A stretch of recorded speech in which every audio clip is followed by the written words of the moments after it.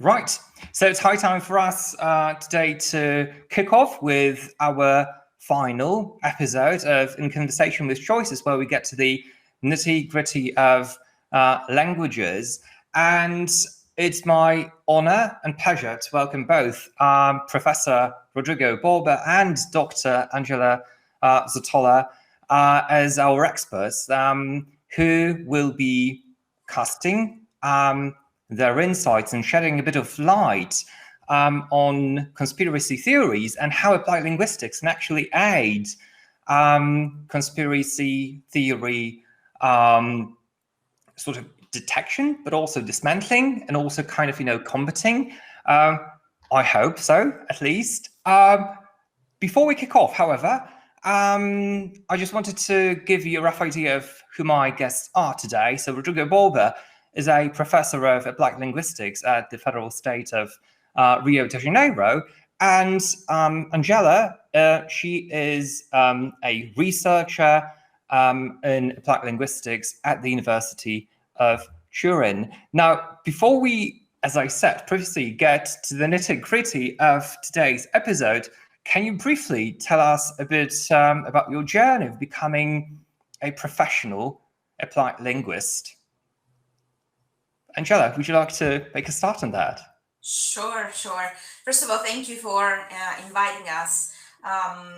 So my journey started around maybe 10, 12 years ago in the academic field, but actually much earlier than that. I always tell this story about me as a child wanting to speak all the languages of the world so that I could speak to anybody that I would encounter.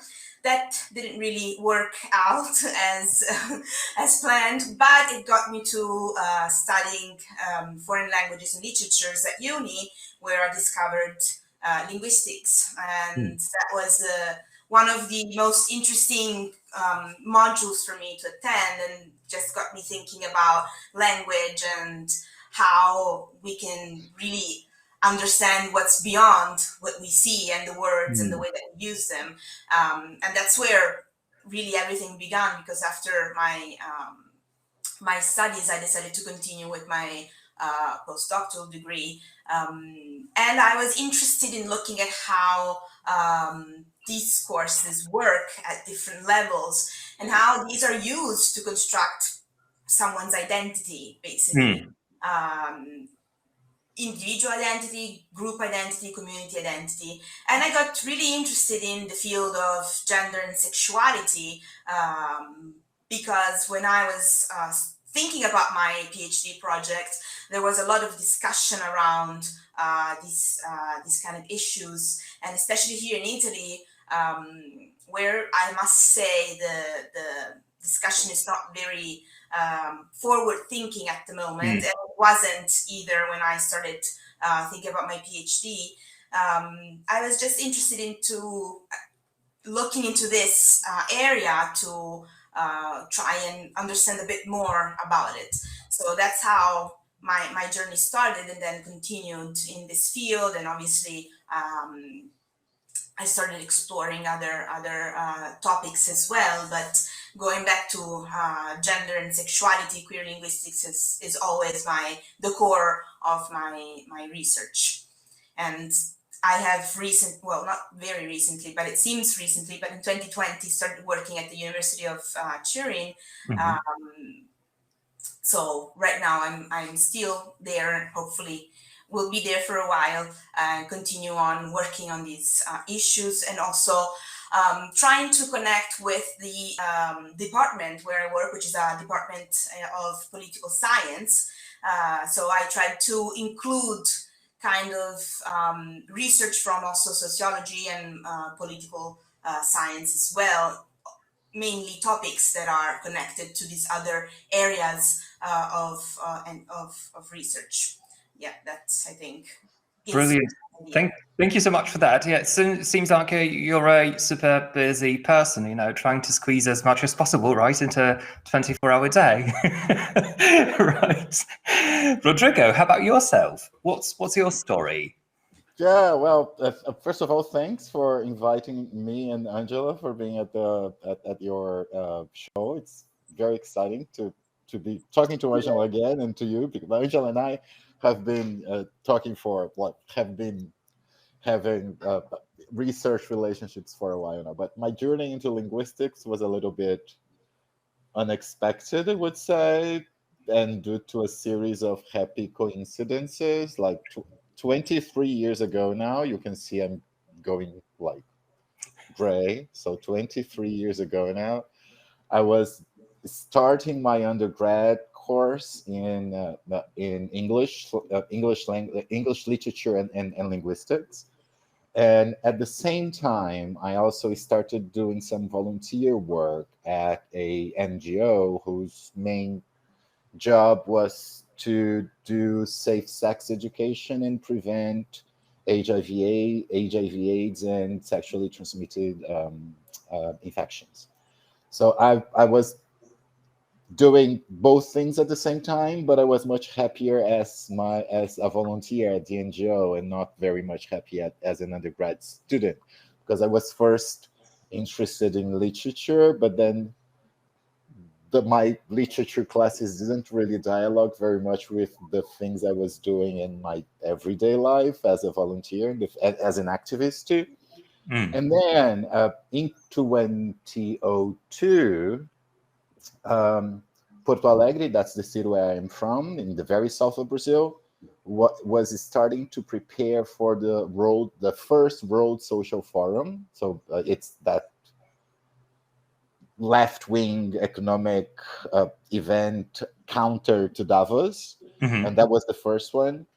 And because I was doing my volunteer work at that NGO, I met many travestis, basically transgender people in Brazil, who were interested in learning English because of the tourists that would come to the city. Most of them worked as sex workers. So they wanted to learn English because there would be many foreigners in the city, possible clients. So they wanted me to teach them English. So I started teaching English to these travesti sex workers. And at the same time, I started having classes on language and gender at university. And then everything matched. And then this is what I want to do with my life. I don't want to work with literature anymore. So everything coincided. So I was doing my volunteer work there, and then studying language and gender and linguistics at uni. And then that's what happened. And since then, I've done quite a lot of work on transgender and language, mostly in health contexts, both with safe sex education, STD prevention, like how people talk to one another and spread information, but also at hospitals, at the public health system in Brazil with the trans-specific healthcare.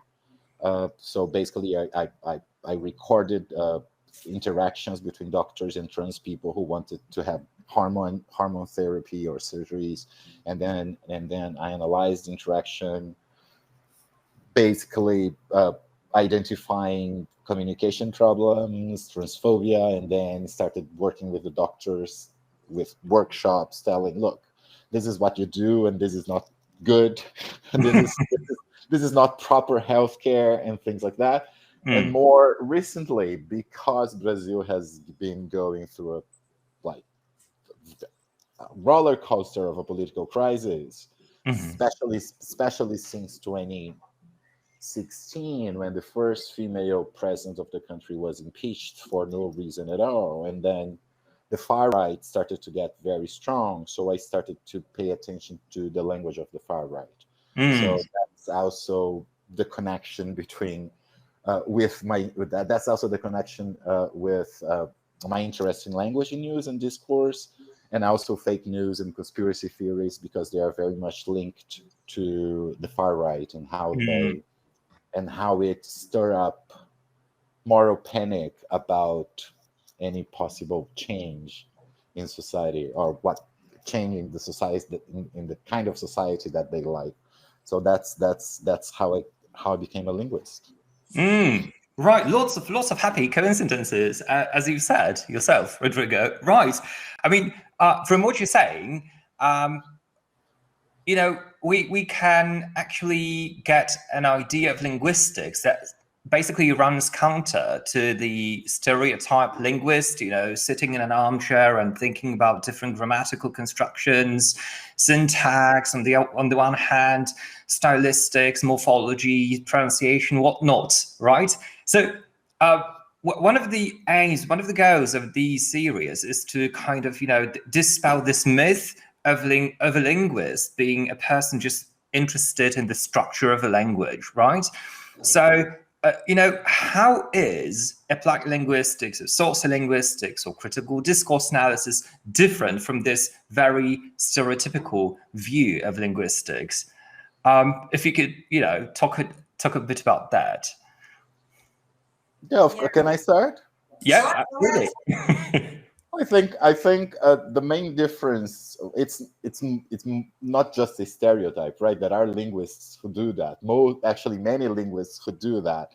They just keep thinking about the structure of language as an abstract system of signs, and that's actually the classical definition of what language is in Saussure, right? Saussure said language is an abstract system of signs.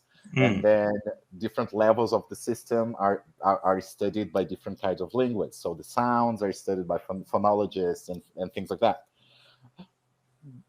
But that is very abstract. You see, understanding language as an abstract system of signs also abstracted away from its speakers, right? And what matters to me as a linguist are the speakers themselves, not necessarily the language, the structure of the language, but what applied linguists, or very broadly speaking, of course, but what applied linguists, social linguists, discourse analysts do is to worry about the material effects of the language we use, how we talk about reality, and how that reality may be talked about differently. So that's I think the main difference. My main concern, and also Angela's and also yours, is not simply about the structure of language as an abstract system, but as something that does things to people, and as something that people use to do things with other people, right? So it's much more social than abstract, right? Absolutely. Yes. Thank you so much for that. Angela, would you like to add anything on top of that? Yeah, no, I completely agree with Rodrigo. Obviously, I think another aspect is the social cultural context in which that language is produced that influences the way that the speakers produce it. So what's really important here is what we do with that language. As Rodrigo said, it's not merely observation of the structure, which words or how they're put together, which is obviously very important in the analysis and in understanding what impact the use of the language has, but without taking into account what happens around that production of the language, we can't really grasp fully the consequences or the actual meaning of that language. So I think these are aspects, the speakers, the audience more in general, and the context in which the language happens that cannot be separated in the study of language, which those linguists that you were describing, the so-called armchair linguists, kind of tend to forget, tend to not consider. Yeah, absolutely. Especially when they are kind of not that much open towards the recent developments in linguistics and applied linguistics, right? And especially when they, think that the language will take care of itself, right? And I can't think of there's no language. There's no language without speakers and writers, right? Absolutely. Absolutely. So we change the language. We are sort of, the driving force behind any changes, right, that might occur in a given linguistic system.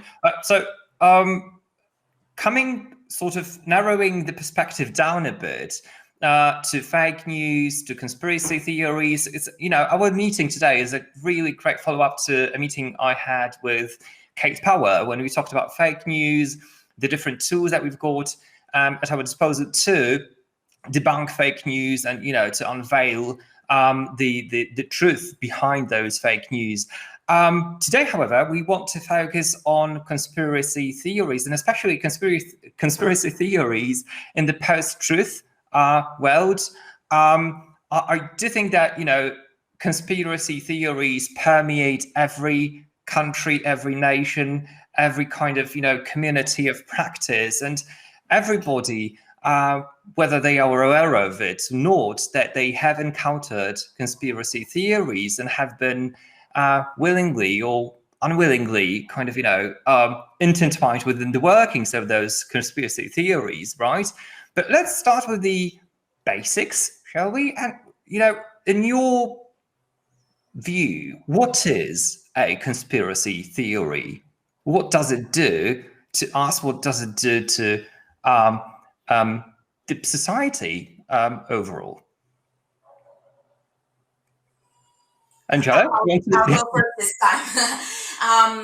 Well, I think that conspiracy theories can be seen as sort of parallel narratives that run counter those kind of mainstream knowledge that we have, that attempt at constructing a different version of the world,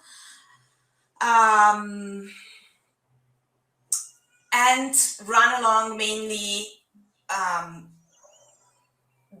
They lack the actual facts, so they run away from they are distant from what the actual facts are, and try to again give an idea of the world that explains specific ways and explains specific issues and tries to bring people towards ideas that might not be so popular. So Rodrigo was mentioning the right-wing populists. There is a large use of conspiracy theories within right-wing populists because it is a way to delegitimize ideas and that are against their own views. So it's also a way to use language and to create counter narratives in order to fight and to mainly delegitimize their opponents of those ideologies and those kind of ideas. And what they do to people is really create a sort of crisis and fear, general fear of alarm in people that makes it hard to understand where the truth lies and what is fake, because we are bombarded by a number of different stories, versions of the same fact, that it becomes very hard to distinguish what is true and what is not. And yeah, and just building up on what Angela said, I think there are two important dimensions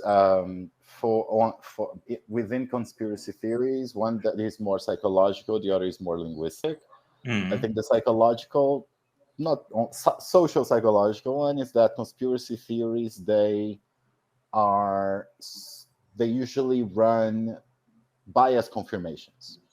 You only believe in a conspiracy theory if you already had a predisposition to believe in those things. So if you believe that, for example, that the left wing is plagued by pedophiles, if you hear a conspiracy theory about a specific group of politicians grooming children to serve as sex workers, for example, you will believe that, however preposterous that narrative may sound. So conspiracy theories, they have this powerful confirmation bias effect, right? If you don't share that same bias, you will find that theory simply ridiculous, absurd, right? And a good example is QAnon. I'm not really sure if I pronounce it properly, the biggest conspiracy theory in the US nowadays, since Trump, actually, QAnon, is that how you pronounce it? Yeah, I think so. Yeah, all right. Well, anyway, so basically what QAnon does is to build up on what Trump already had said about the Democratic Party, to say, look, there is this group of people who want to take over and dominate the country from within.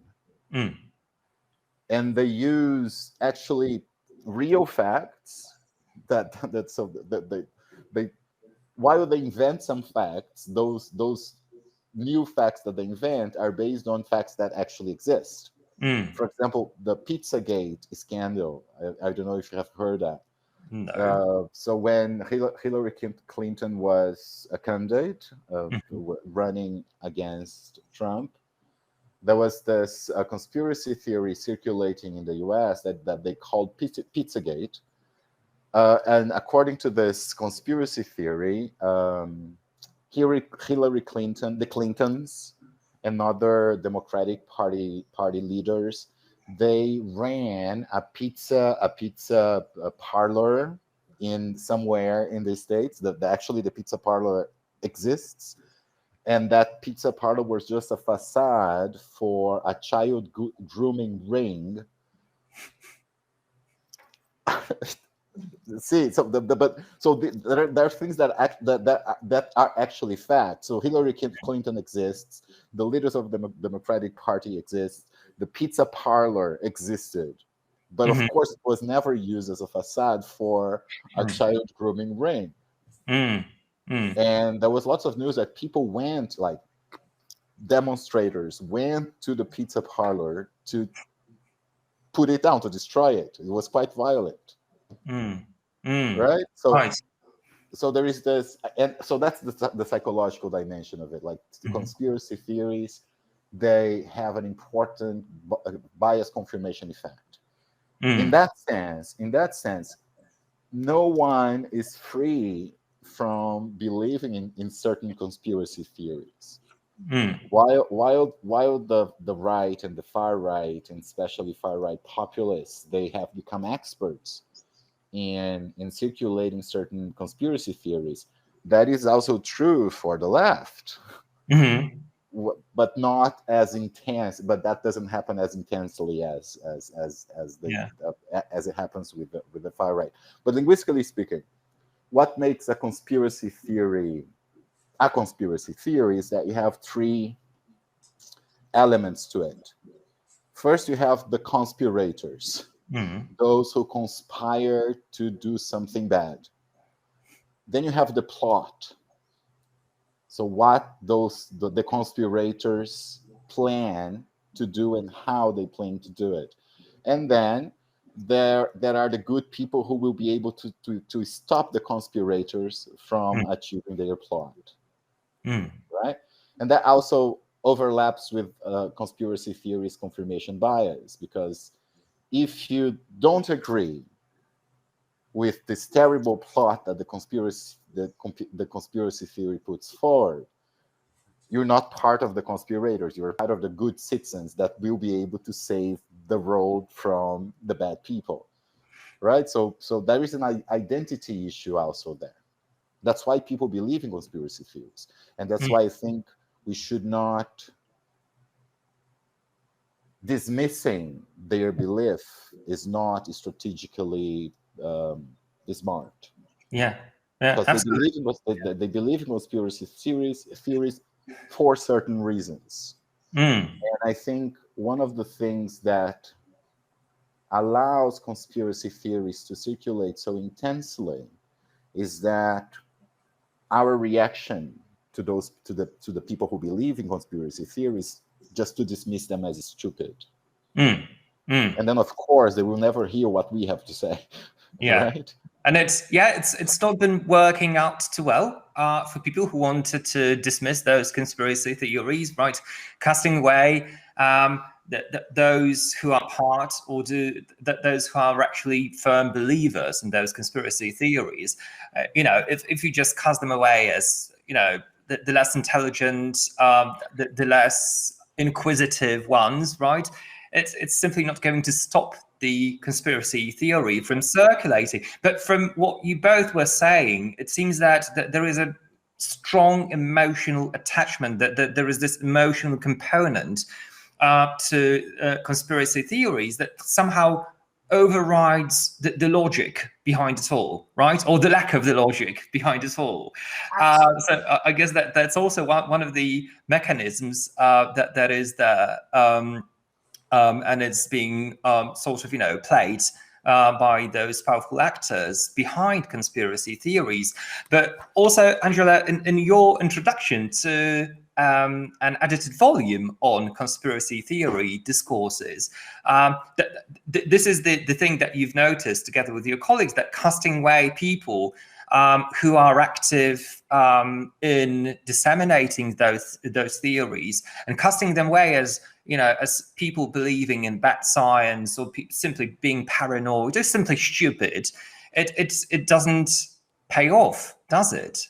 No, it does have a strong emotional component, and it just reinforces the kind of solidarity that people might have towards them, especially in the way that conspiracy theories are constructed, because generally the conspiracy theorists do a very good job in making them look real. One of the main difficulties in finding fake news and conspiracy theories is that they look like regular news, like real news, because they use specific rhetorical devices which make us feel that might be something true. They recall, for example, scientific references, or they try to be acknowledged by some personalities like famous scientists or famous politicians. So by using this kind of rhetorical devices, the construction of the conspiracy theory appears to be the truth. And they generally, conspiracy theorists, they generally try to link to a very personal, emotional aspect. As I mentioned before, one of these aspects is fear, which they, by believing in certain conspiracy theories, people try to mitigate the fear that they have in a possible war happening or pandemic killing the whole world, and so on and so forth. It was very easy to, for example, during the pandemic, gave us an infinity number of conspiracy theories that developed during that time. It was very easy to say that the pandemic was the fault of someone specific, or that it was created because we needed to pay attention to something else rather than the war in Russia, Ukraine, for example, or to think that it was the Chinese state creating it in a lab so that they could take over the world. All of these conspiracy theories were a way for people to feel less in danger, because they are a way to believe that it's all manipulated. There's someone controlling what is happening. So I think that this element, this emotional element that you mentioned, which I recognize in fear mainly, is one of the strongest one in conspiracy theories. Also because you can recognize this kind of emotional aspect, even in the most, I think about those conspiracy theories about the death of famous people like, I don't know, Michael Jackson or Elvis Presley, for example. Or I read recently that someone was saying that Paul McCartney is actually dead and he's not alive, and that's also another, like, even in this more less serious, if we want to define them as such, we see that there's a sort of moral panic behind, in the sense that there's also there's either an emotional component where we can't believe that someone that we like so much doesn't exist anymore, or there's a sort of moral panic related to, for example, the pandemic or the war, or other conspiracy theories that are more rooted in politics, for example. Yeah, and Angela touched on like two important also linguistic dimensions of conspiracy theories. She said, first of all, they are very schematic. They simplify a very complex reality. So it's much easier to say, look, the virus was invented in a lab because China wants to take over the world, than accepting that the pandemic and other pandemics will happen because of the terrible world we live in. Right? So we live in a very chaotic world in terms of climate, for example. As we just started, I was telling Lucas that it's preposterously hot, and it has been preposterously hot in Rio for days and days now. I've never experienced that. So the pandemic started because humans have been invading spaces that are not ours, right? So it's much easier to believe that the virus was invented in a lab because China wants to take over the world, to replace the US as the most important country, than believing in a more complex situation that has necessarily to take into account various variables. So one of the important things that makes conspiracy theory so catchy, like is their schematic structure. And the other one, and that has to do with emotion, is that there's a schematization of complex realities. And the invention of like very, very extreme situations, like China wants to take over the world, so they invented a virus and killed like millions of people, right? Conspiracy theories usually catch people by their shock value. So people get shocked. Look, this is awful, and they won't really look into the sources that were cited. So look, this expert, this scientist, this psychologist, this biologist says this and this and that. But the shock value of what is said by the conspiracy theory or by a piece of fake news prevents people from looking into the details of where that information comes from. Right? You're afraid, or you're angry because of that thing that you saw in the conspiracy theory, and then you say, look, this is awful, it can't happen, I'm gonna help this not to happen. And then you actually don't look into the sources that are cited, and that's a very important strategy, both in fake news and in conspiracy theory, citing experts. But because people get entangled with their emotions and by the shock that they feel due to the extreme nature of the situation that is invented by the conspiracy theory, they don't bother looking into the sources. Who is this expert after all? Right? Well, in a way, it's kind of wishful thinking, Rodrigo, isn't it, that people will actually be as inquisitive as to go and look for those sources, verify who the expert is. We are, unfortunately, living in a headline culture. Just reading a headline is enough for some people to generate ideas about the complex world. And as you're saying, that those conspiracy theories, they enable us to grasp the meaning of life, of the world that we're inhabiting currently, which is inherently complex, right? And that there's no one single simple narrative that can account for all of the complex phenomena that we are experiencing. And that's the power of those conspiracy theories, isn't it? Plus, it's also working, with it's kind of utilizing this narrative that we've been aware of for time immemorial. That is, we versus them, isn't it? Because it's always about the establishment versus we, the simple people, right? So being tricked by the establishment.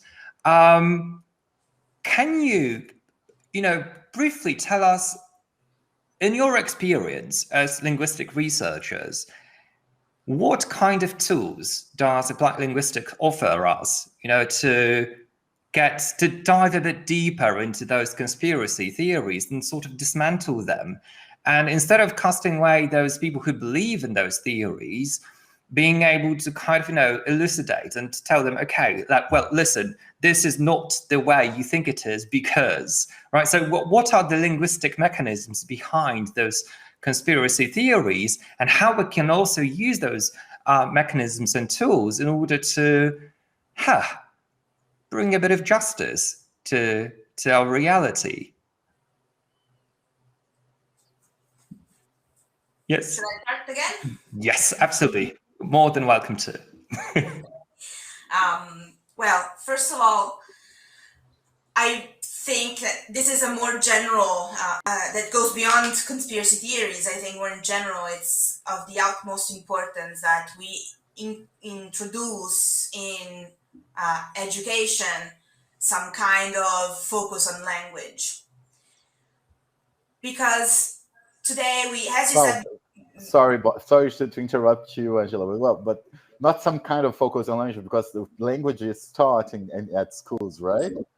But in a very abstract way. The students just learn how to conjugate verbs, how to identify linking words, I should or whatever. say linguistics rather than language. Yes, in linguistics rather than language, focusing on linguistics, because we tend to become very passive observer of language. We just listen to the news or read very quickly. As you said, we read the headlines and we make up what's truth and what's not.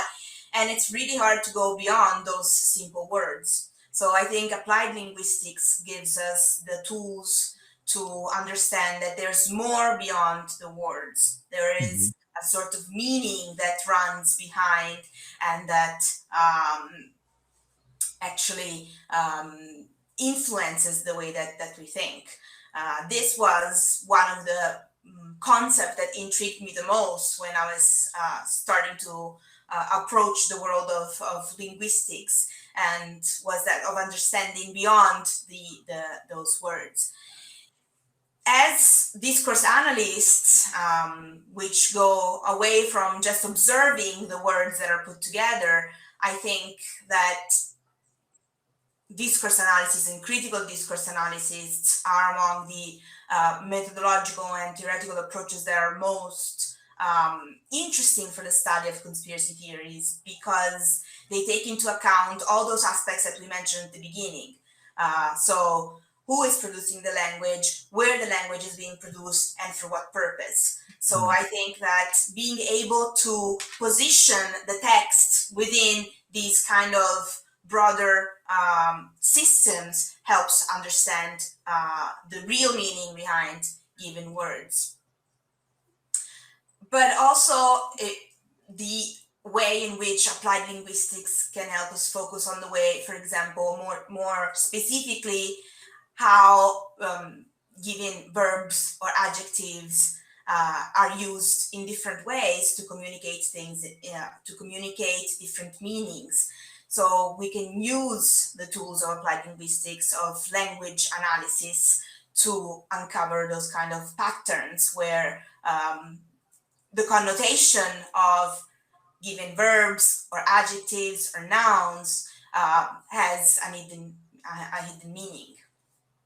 Yeah, and I think we can use all the tools that Angela just mentioned to maybe design some kind of critical internet literacy, because those things are not taught at schools. Even now, like, of course, when I was at school, there were no computers and there was no internet. But even now, the way the internet affordances are used at schools is very shallow, I would say. They just use the teachers, they just use let's use this website to learn how to conjugate verbs. So it's a different approach. It's not the teacher teaching on the blackboard. It's just doing the same thing on the internet. It's ridiculous. Or let's play this game on the internet. And then there is like students and people in general do not learn how to critically engage with what we see on the internet. So Lucas, you mentioned like not everyone is inquisitive and will look for the sources of things that they read. This is something that should be taught. We need to teach students to be not only curious, but to be a bit skeptical of everything they read, right? Because if we don't teach certain level of skepticism, people simply believe whatever they read on the internet, because it's on the internet, so it's authoritative. It must be true. So I think I agree with Angela.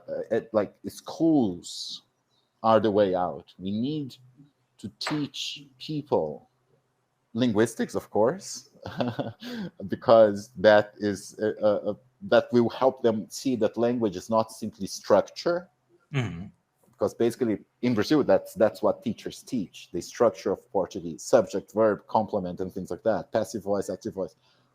But they don't actually focus on the functions of those structures and the effects that those structures can have. Because one of the principles of language use is that you can talk about the same thing through many different ways. And the many different ways you talk about the same thing have different effects on people that hear you, right? So we can maybe, I think one strategy could be the commingling of linguistic analysis with critical internet literacy. We need to help people become more curious and also more skeptical of what they see and read, right? Because our relationship with the written word is a very problematic one. If it's written, it must be true, right? Yeah. It's very common in Brazil to say, look, where is it written? If it is written, it must be true. So we need to create other levels of engagement with the written word to say that, look, not everything is true. Not everything that you read is true. And to decide whether you believe it or not, that are these ways, that are these strategies, right? So I totally agree with Angela that schools, education is central. But not only that. As linguists, we mostly do work at schools, but I think journalists can do their job. Whatever, doctors, like, there are lots of conspiracy theories related to health. The doctors, but then doctors usually dismiss their patients' views. They say this is bullshit. Don't listen to that. But they have to explain why. Right. Absolutely. So every professional could possibly have a role to play. And I think, when you mentioned that at schools we learn the grammatical structures, what's the adverb, what's the complement, etc., what's the subordinate clause, what not, right? But we can actually turn it into meaningful societal sort of classes, right? Or, classes in civics or whatever, of critical thinking. So, for instance, if you use the passive voice, why do you use the passive voice, right? Why do you want to hide the agent behind the actions, behind the activities? If you front certain phrases in a sentence, why do you do it? Why does the writer do it, actually, right? Do they want to show us something? Do they want to put a focus on something? So there's lots of ways in which we can actually translate those very traditional approaches to linguistics and teaching languages and about languages at schools to actually more sort of actionable, research-driven knowledge. And so that sounds really brilliant. And especially I do actually agree with the fact that there is a massively outdated approach to teaching languages and about languages at many educational systems across the globe, right? And somehow, there isn't enough willingness on the part of educational stakeholders to change that for whatever reason, right? It's not something that to have a critical mass of thinkers. It's not something that it's really seen as positively, but that's actually what we should aim at just waking up that critical eye in people, which I think it's not that. I mean, it's easier than it sounds, because when you tell people that you're a linguist, they think, oh, they either think, you can speak many languages, or they think, oh, I'm never going to understand what all that is about. But as you said, it's just really one small step forward. The passive voice, what's the function of that passive voice? Choose an adjective rather than another one. It's not very complex. It's just, as you said, a matter of willingness, of trying to possibly make people aware of the importance of this. And that makes classes much more interesting and dynamic. Yes. Instead of just analyzing the structure of the language. Look, where's the complement? Where's the adverb? Right? It makes classes much more interesting. But I also think it demands teacher training. Right? Because it's much easier, not actually easier, but we have been taught to teach in a certain way.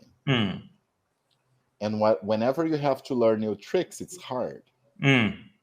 Right? So the three of us, we work at universities, right? So we not necessarily at universities. If you work with teachers, like this podcast, for example, is something important now. So you have to imagine other ways of being in a classroom and of approaching topics. And that's what I try to do in my classes at my university, because most of my students will be teachers.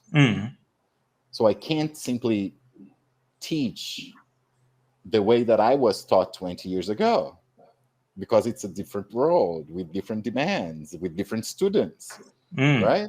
So it's simply, but at the same time, I see lots of my colleagues doing the same thing that they did 30 years ago, 40 years ago. So also it's a complex situation that our students are in, right? But then they can choose whatever path they prefer. Yeah, and I think that, we as linguists, as researchers, we are also guilty of some of the things that we've just mentioned, right? So, for instance, I think that 2010, I think it was Ruth Vodek's and Mike Mayer's first critical discourse analysis textbook that they published then, right, where they actually talk about not using the passive research papers, etc., etc. 13 years on, and people still do it, right? They don't actually show their agency in coming up with the research results, etc. So they don't disclose where they're actually coming from. So we should be preaching outside, but I do think that we also should be launching an awakening crusade from within, right? That's also something important. Now, speaking of research and research output, you together co-authored a chapter, in the book that Angela has edited together with her colleagues, and it's personally it's a super interesting chapter for me, because it's about the ideology of gender, something that we've been talking about in Poland, at least for quite a few years. Some of the right-wing politicians have made brilliant careers on investigating the ideology, the gender ideology, or the ideology of gender. That we actually had a parliamentary committee looking into the gender ideology, and whatnot. And quite a few of the politicians that were involved in this committee now are members of the European Parliament, making good money and spreading conspiracy theories, even on a larger scale. But it's the ideology of gender, with all of its repercussions, has taught us a lot of things. But before it had done so, we've had lectures cancelled, we've had teachers dismissed from their jobs. So it really did have a real life impact. But let's come to the basics for a bit. What is the gender ideology? How do you understand it? How has it originated, and how has it actually influenced people around the globe, and especially in your countries? That's a very complex question, right? Because I thrive on asking those questions. Yeah, and especially because it has a very long history. It has been around for many, many, many years now. But, well, grossly speaking, gender ideology is this formula. I like to call it a formula. It's an expression that whose main objective is to manipulate what feminism and LGBTIQ activism is. So what gender ideology does is to twist what feminist and LGBTQ plus demands are. So when someone activates the formula gender ideology, it's basically an accusatory category. They say, look, you're spreading gender ideology, meaning you're indoctrinating, especially children. You're indoctrinating children. Sorry, that's difficult to pronounce. You're indoctrinating children now and then to become gay, lesbians, and trans people, right? So it's more complex than that, but that's at base, that's what it is. And what is important with the issue of gender ideology is, first, is that it's everywhere.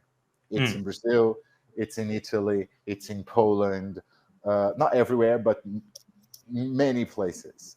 It's all around South America. It's in Europe, basically everywhere, especially Eastern Europe, but not only Eastern Europe. It's also in Africa, but it's not so much in Asia, though. Actually, the Asia is an interesting thing because one of the important propagators of gender ideology is the Vatican, the Catholic Church. The Philippines is a very Catholic country, but the gender ideology didn't really take root there. I don't know why. That's an interesting case. But anyway, as I said, gender ideology has been capitalized by the Catholic Church as a strategy to counter progressive changes regarding gender and sexuality in Catholic countries. In Brazil specifically, the Catholics, they have been quite silent. They have been just working behind the curtains.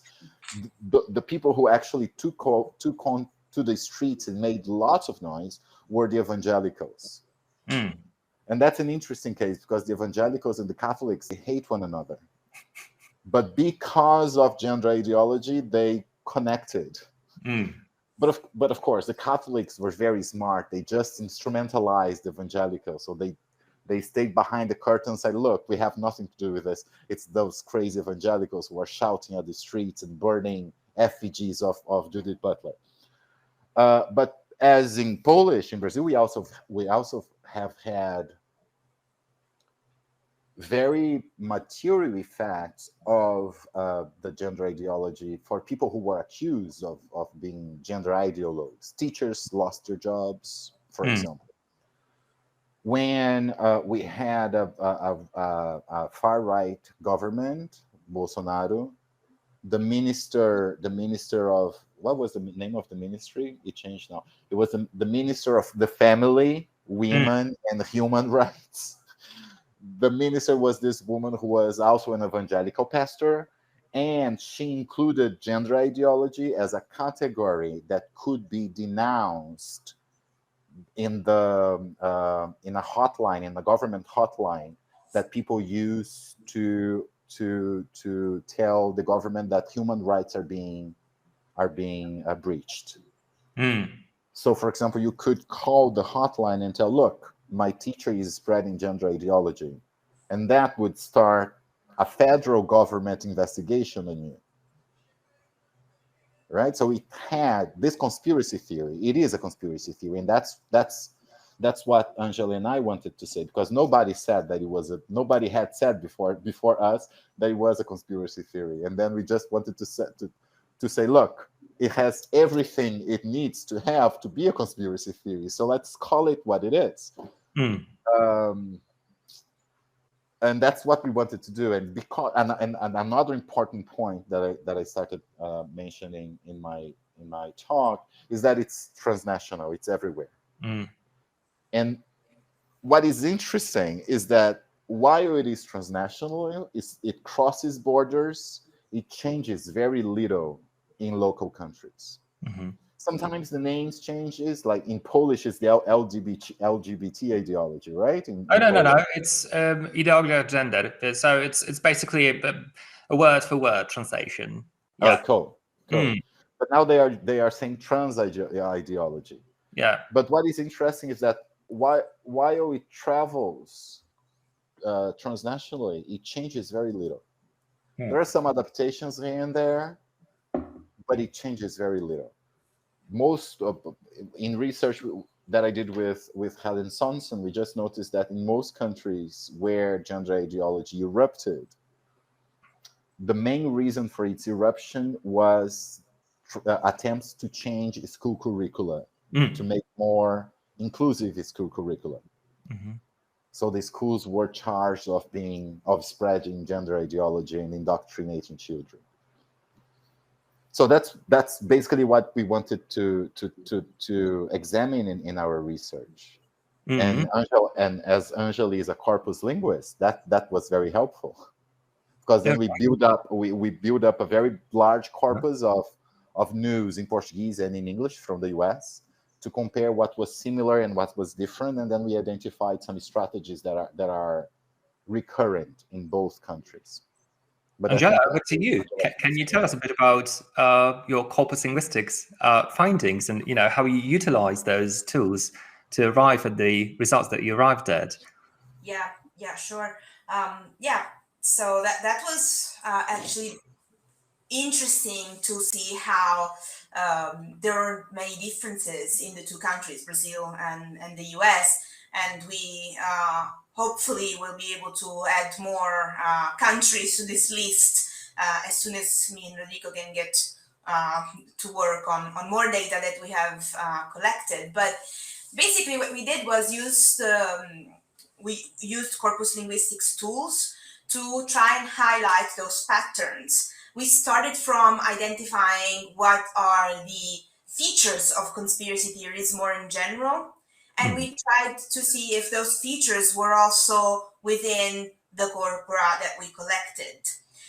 We looked at news, we looked at right-wing news, so it was explicitly kind of politically centered kind of news.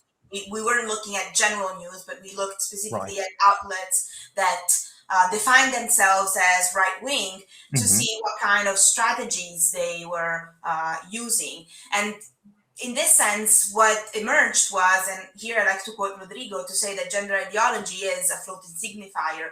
Gender ideology is basically whatever you want it to be. It can be used to construct the narrative because it doesn't really have a meaning. If you think about it, it doesn't really mean anything. What is a gender ideology? What is an ideology of gender? You can really make it assign to it the meaning that you prefer.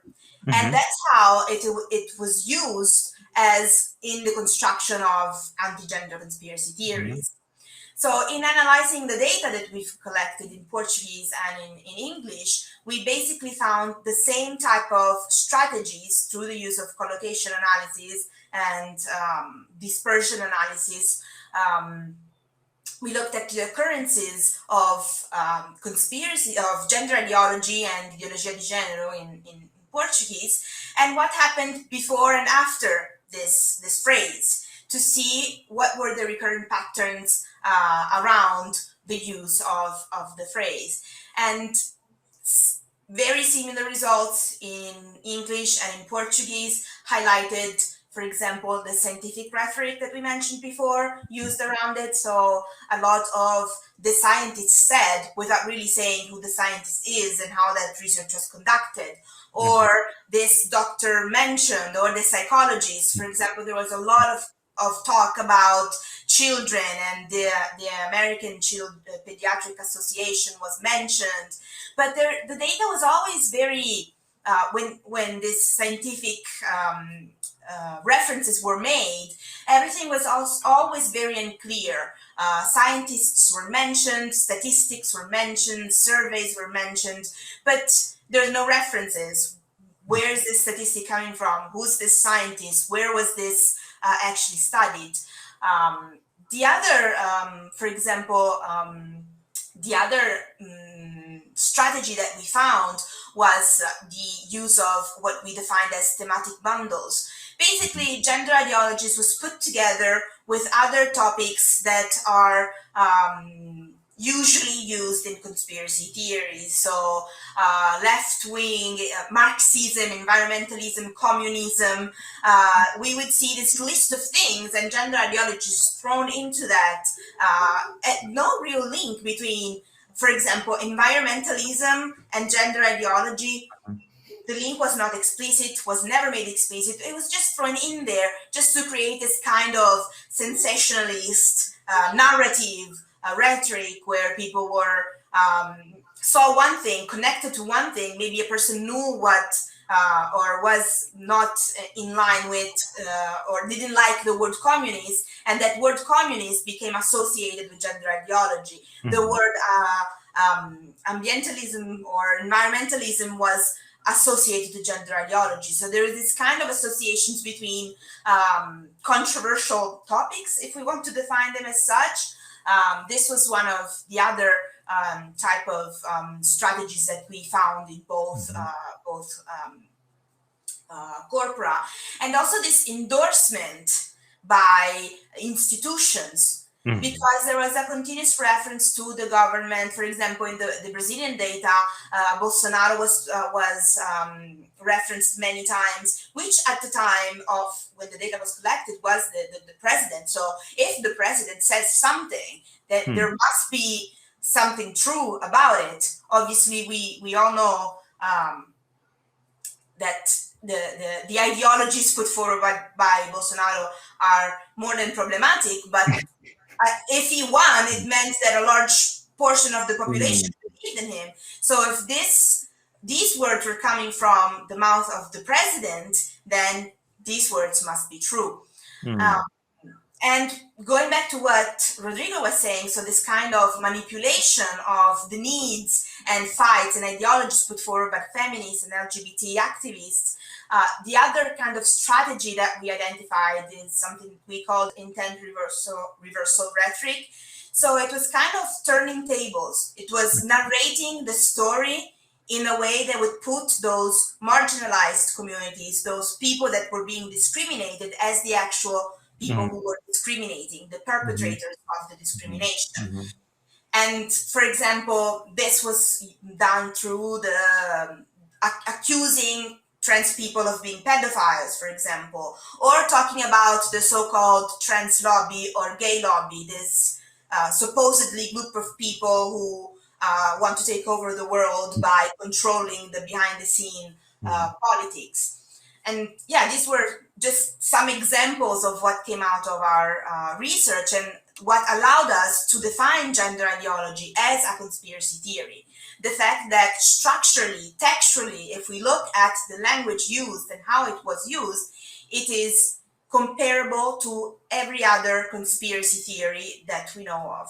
The structure is the same, the kind of intent, the use of the language is similar, and the way that it is created and used, most importantly, is similar to other conspiracy theories.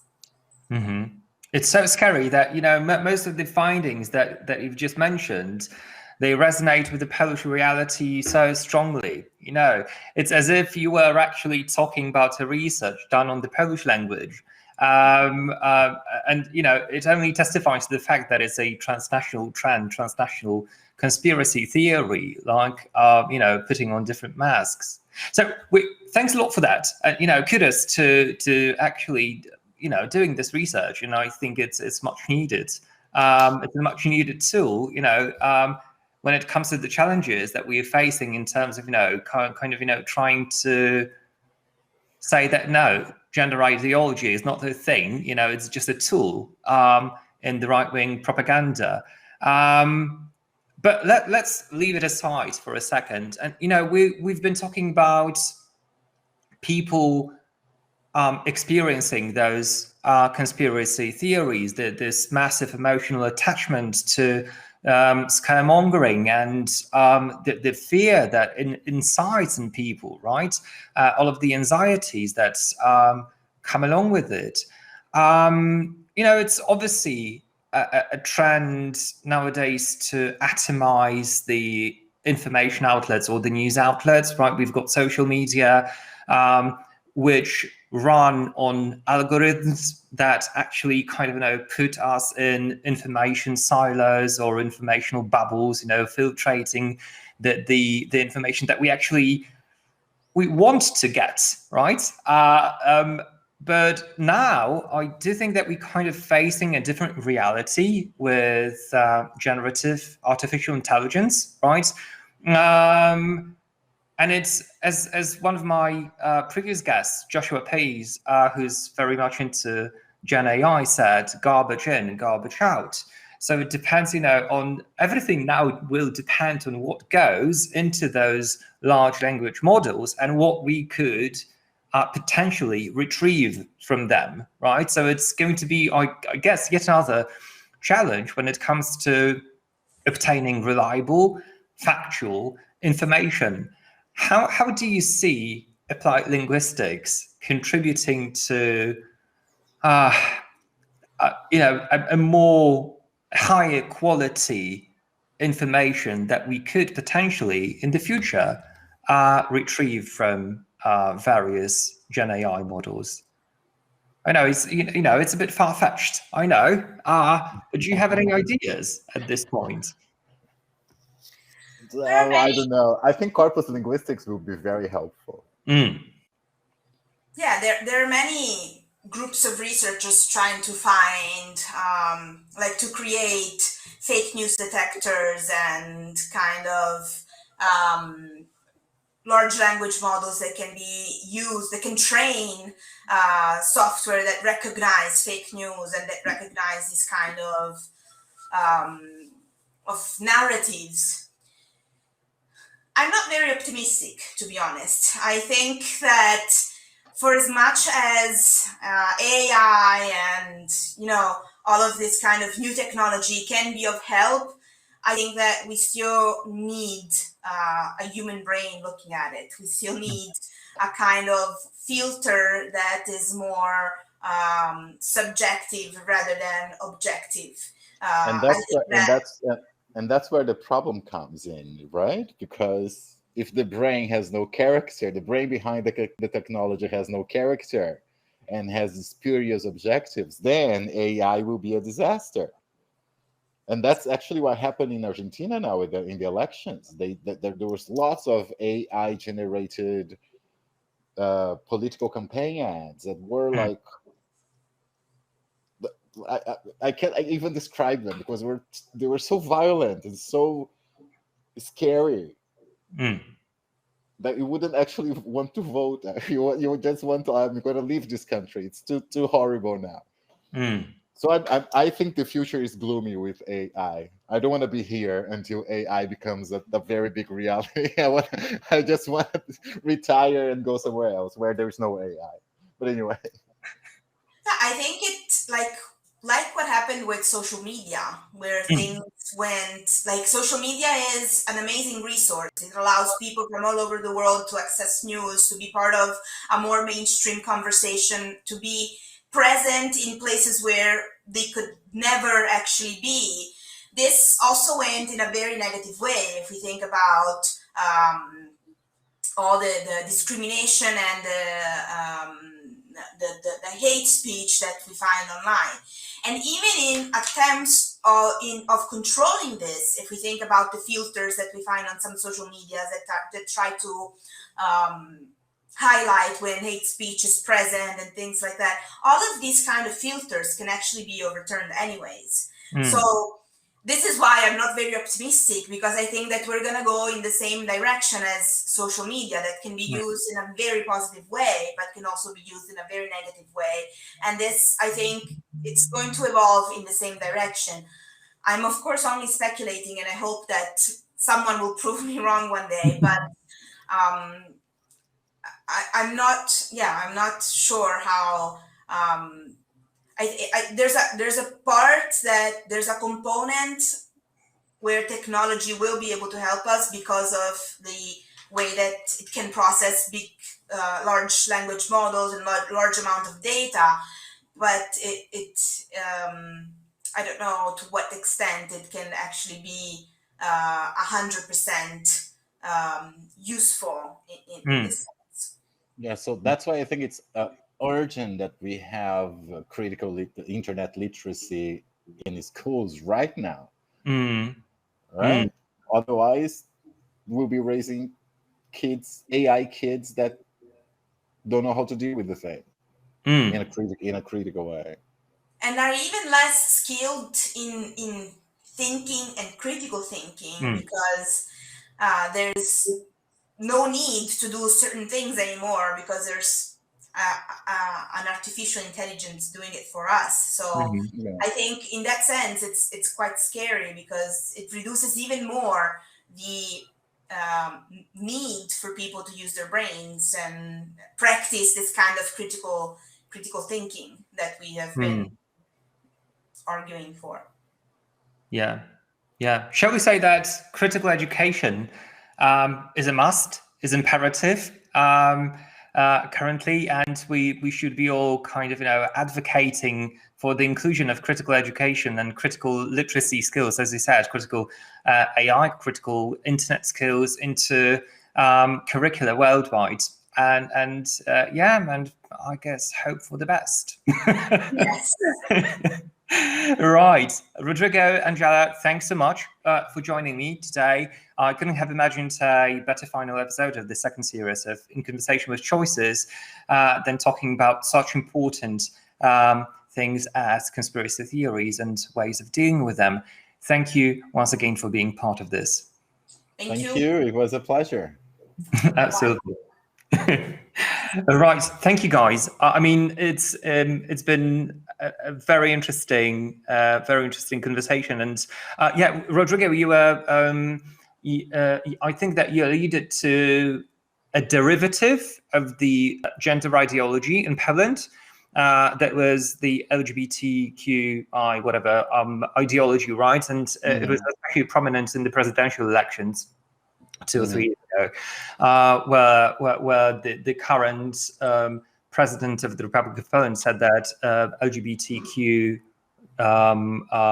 people are not people, it's just an ideology, right? So it was one of the most famous quotes I think that he made during the presidential campaign, and I mean it contributed to fostering this narrative, this absolutely disgraceful narrative.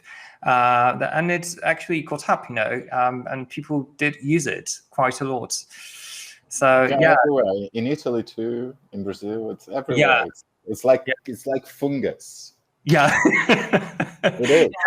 Yeah, Angela, I loved what you said that about gender ideology, sort of meaning nothing.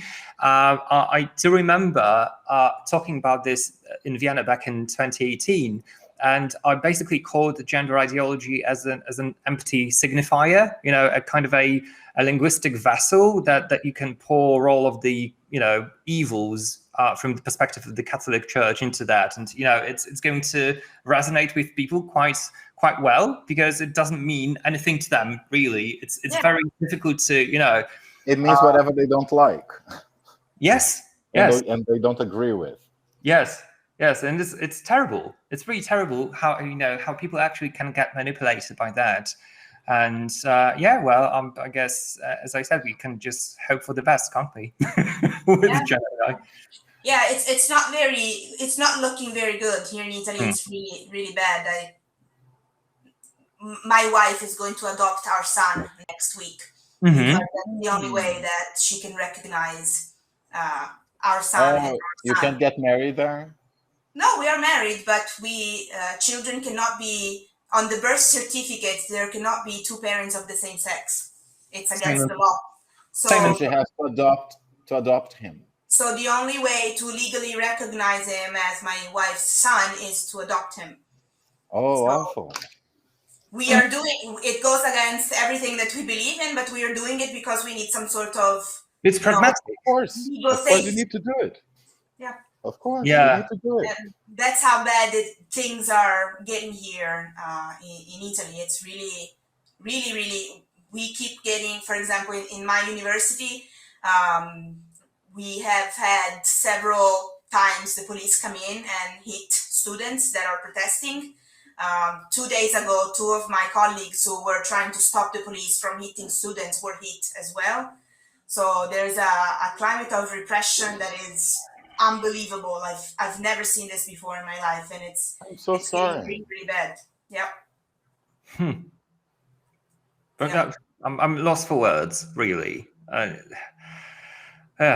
Yeah, in Poland, obviously, you know, people who are willing to get married, in you know, as far as gay lesbian people are concerned, it's not a possibility, obviously, nowadays. And you know, but it also strikes you as really kind of ruthless when you think that you know, couples that got married outside of Poland, they get their relationships formalized and recognized by the state. You know, they bring children into their life. You know, and they want them to be Polish as well. You know, so that they want these children to be recognized by the state. Well, it's not a possibility nowadays. You know, so if you apply for the recognition of the Polish citizenship, you need to have 2 people of different genders. Otherwise, it's not a possibility. You know, and it's gone through all of the stages of all courts possible in Poland. You know, that there's been no happy end to that, unfortunately. I'm so sorry. I'm so sorry. Yeah. It's very difficult times. Really, very difficult times. Yeah. Yeah, and so especially, you know, And I just mentioned in the beginning, I just mentioned the World Social Forum, whose motto is another world is possible. Yes. So it's such a pity that it wasn't possible. Just wishful thinking at that time. Yeah, well, let's see how you know, the situation develops. I mean, in Europe, it's not looking good. I think in terms of the right-wing backlash, and for instance, in Germany, the Alternative für Deutschland, you know, gaining popularity.